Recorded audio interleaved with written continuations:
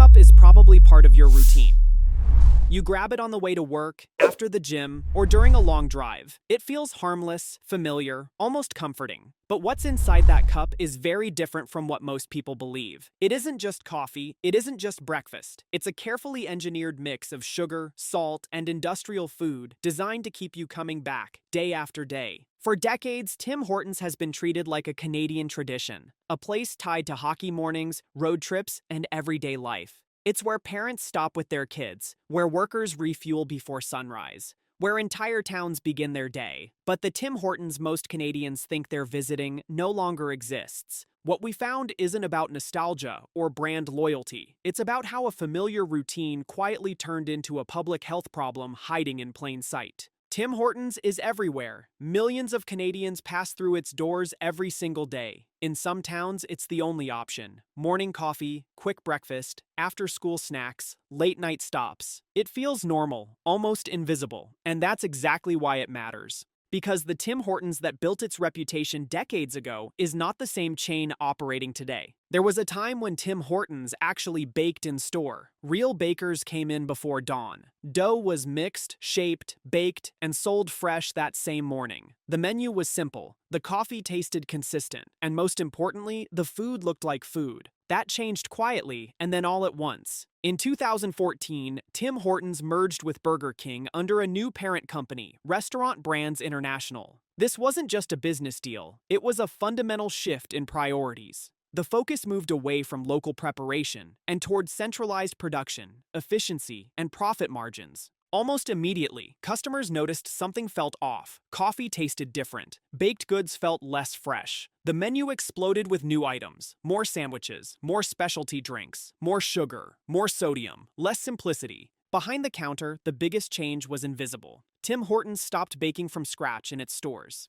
Today, most baked items are made in large factories. Dough is partially baked, frozen, shipped across the country, and reheated in store. What looks fresh is actually industrial frozen food finished on demand. There are no bakers anymore, just ovens, timers, and trays. Consistency improved, but quality didn't. Every muffin is identical, because every muffin comes from the same production line. And when you look at what's actually inside those muffins, the picture becomes clearer. A homemade muffin usually has flour, eggs, butter, sugar, maybe fruit. A short list you can recognize. A Tim Hortons muffin contains over 20 ingredients: modified starches, stabilizers, preservatives, emulsifiers, additives designed for freezer stability, shelf life, and reheating, not for nutrition.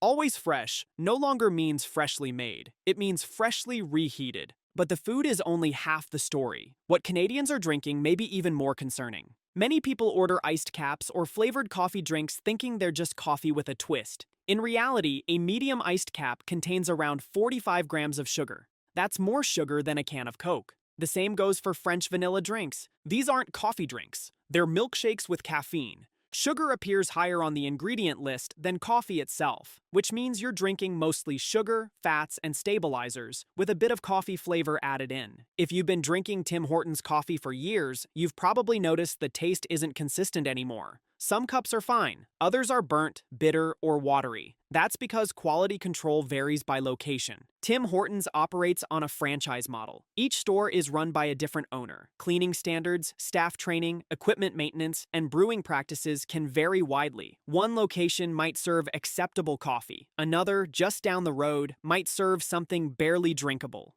Meanwhile, competitors invested heavily in tighter quality control and better beans. In blind taste tests, many Canadians now prefer McDonald's coffee, often at a lower price. For a brand built on coffee, that's a serious problem. Then there's the food Canadians think is a better choice: breakfast sandwiches, muffins, chili. A single bacon breakfast sandwich can contain over half the recommended daily sodium intake. A bowl of chili can push you even closer to the limit. Sodium isn't just about taste. High sodium intake is directly linked to high blood pressure, heart disease, and stroke. At home, you control salt. In fast food, you don't. And sugar, one muffin can contain over 30 grams. That's nearly an entire day's recommended sugar intake in one item, before 9 a.m. The most dangerous part isn't that these items exist, it's that they're marketed as everyday breakfast, as normal, as harmless. Now zoom out. Canada is in the middle of a growing obesity and diabetes crisis. Nearly two-thirds of adults are overweight or obese. Childhood obesity has tripled since the 1980s. 1 in 3 Canadian children is now overweight or obese. Public health agencies consistently link this trend to ultra-processed foods and sugary beverages, exactly the products sold in massive quantities every single day. And children are being introduced to these habits early. A muffin before school, a sweet drink after practice, another stop on the way home. Sugar and sodium become routine, not treats. By the end of the day, some children consume several times the recommended sugar limit without anyone realizing it.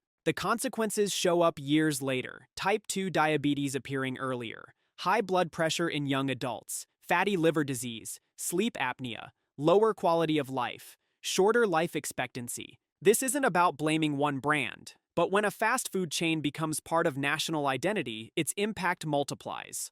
Tim Hortons knows exactly what's in its food. The formulations aren't accidents. Sugar drives repeat purchases. Habits formed young tend to last decades. So what's the solution?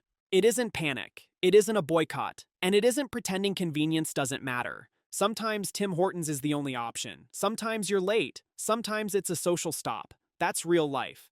The key is frequency. Daily habits shape health. Occasional choices don't. If you're there, stick to plain coffee or tea. Skip the specialty drinks. Treat iced caps like dessert, not routine. Be honest about muffins. If you're going to eat sugar, at least recognize it as sugar. Better yet, take control where you can. Brew at home. Prep simple breakfasts. Support local cafes when possible. Show kids what real food looks like. Tim Hortons today is a fast food chain built on frozen logistics, long ingredient lists, and high-margin drinks. It isn't the brand many Canadians still imagine. Understanding that doesn't mean giving up convenience. It means using it intentionally. Because traditions only deserve loyalty when they still serve the people who built them. If this investigation made you think differently about a daily habit, subscribe, stay informed, and question what's been normalized. Thanks for watching. And next time you're in a drive-thru, pause for a second and ask yourself whether convenience is running your routine or whether you are.